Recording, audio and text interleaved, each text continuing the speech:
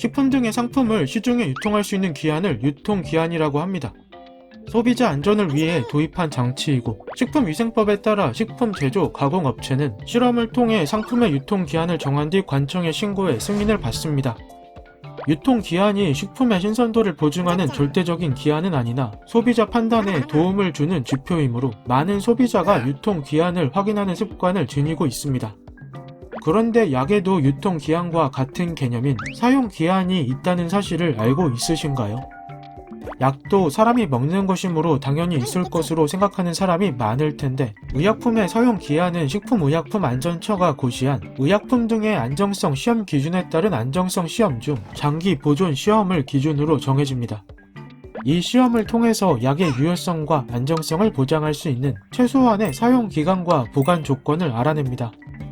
이외에도 여러 시험을 거치는데 더 이상의 자세한 설명은 생략하겠습니다. 그런데 대부분 사람이 약국에서 구매한 약을 다 복용하는 것은 아닙니다.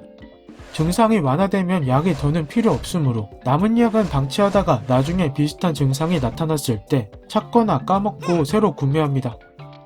이런 이유로 사용기한을 넘기는 약들이 많습니다. 사용기한을 넘긴 약은 원칙적으로 폐기해야 합니다. 약 성분이 분해되거나 분자 구조가 변해 약효가 떨어져서 병증을 악화시킬 수 있고 부작용을 유발할 수도 있기 때문입니다. 그리고 반드시 알아야 할 내용으로 사용기한은 개봉하기 전인 용기 포장 상태일 때의 기한이고 개봉한 후에는 사용 가능 기간이 달라집니다. 개봉 후 반복적으로 사용하는 일부 의약품에는 용기나 포장에 개봉 후 사용 기간이 기재되어 있음을 확인할 수 있으니 살펴봐야 합니다. 이외에도 의약품을 원래 용기에서 꺼내어 다른 용기에 보관하는 행동은 의약품 오용에 따른 사고나 의약품 품질 저하의 원인이 될 수 있으므로 주의해야 합니다. 그리고 의약품을 폐기할 때는 그냥 쓰레기처럼 버려서는 안 됩니다. 버려진 폐의약품이 하천이나 토양을 통해 잔류하게 되면 환경오염을 유발할 수 있으므로 약국이나 보건소, 보건진료소 등에 비치된 폐의약품 수거함에 버려야 합니다. 그런데 약은 약국에서 구매하는 것 외에도 병원에서 처방받는 조제약도 있습니다. 이 경우 종이 또는 반비닐에 포장되어 받게 되는데 조제약의 경우 처방에 따라 복용하면 남지 않습니다. 문제는 환자가 스스로 상태가 호전됐다고 판단해 복용을 멈춘 뒤 조제약을 보관하고 있다가 시간이 흘러 비슷한 증상이 나타났을 때 남긴 조제약을 다시 복용하는 경우입니다. 어떤 약인지 설명해주는 약봉지와 함께 보관하지 않았다면 다른 약과 착각할 수 있고 무엇보다 조제약은 의사가 처방해준 대로 처방 기간 내 복용해야 합니다.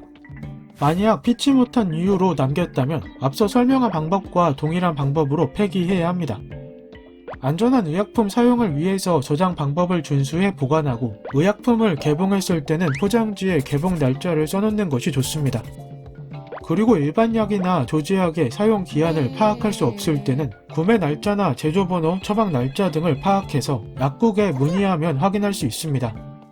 궁금증이 해결되셨나요?